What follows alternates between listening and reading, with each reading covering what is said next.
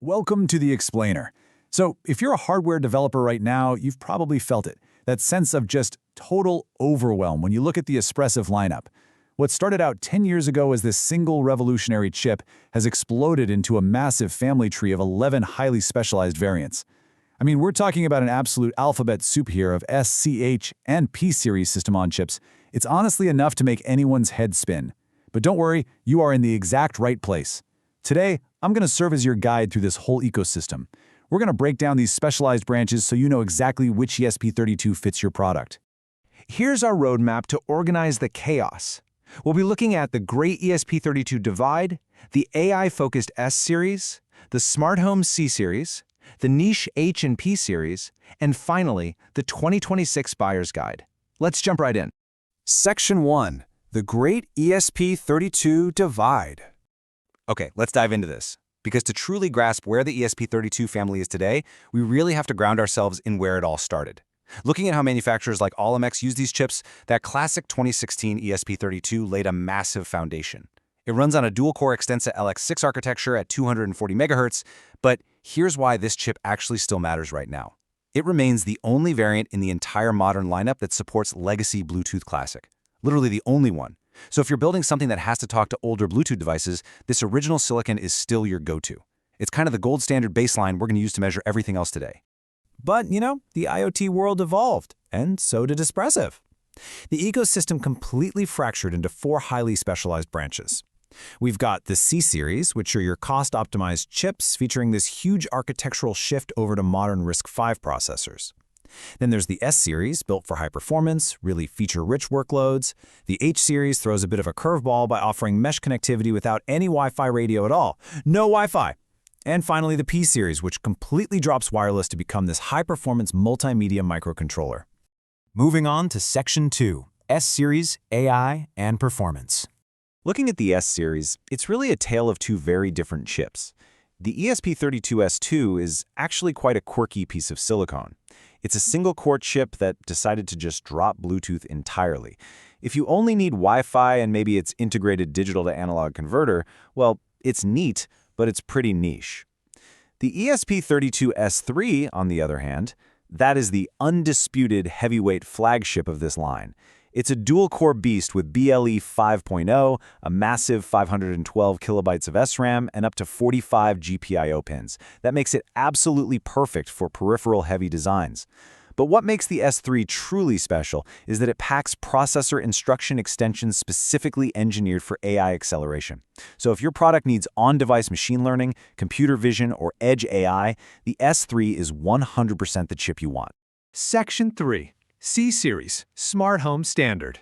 Now, the C-Series marks Espressif's massive transition into RISC-V architecture and modern Wi-Fi 6 standards. It's highly efficient and incredibly diverse.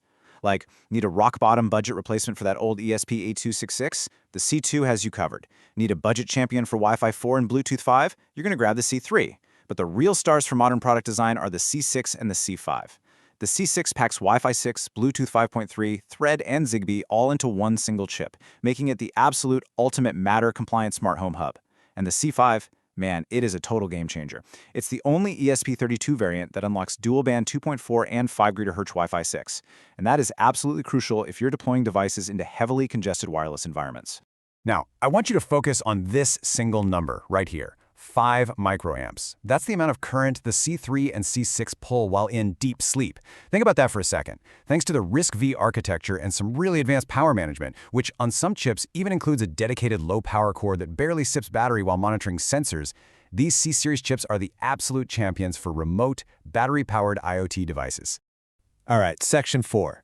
H and P series, the niche powerhouses. We like to call the H-series the Mesh Masters because they represent a pretty radical departure from the traditional ESP32 identity.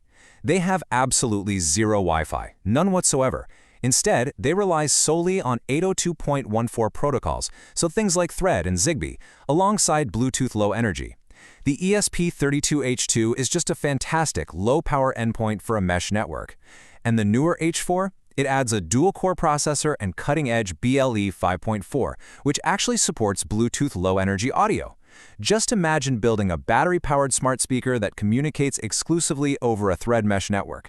That is exactly what the H4 is built for. Let's shift gears to the P series and see how this builds a totally different kind of powerhouse. 400 megahertz. That is the staggering clock speed of the ESP32 P4's dual-core RISC-V processor.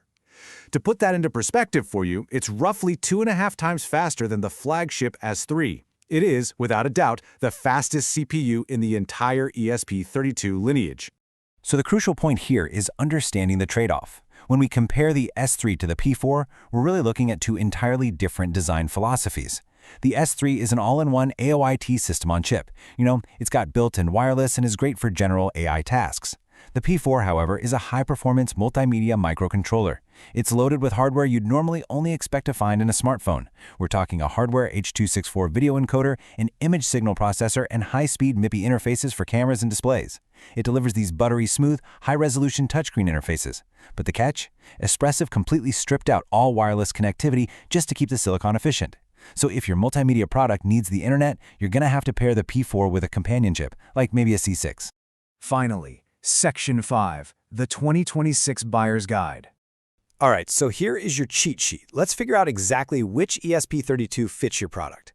If you're building a general-purpose device that absolutely requires Bluetooth Classic, or maybe you just want to tap into the absolute largest ecosystem of legacy tutorials out there, stick with the original ESP32.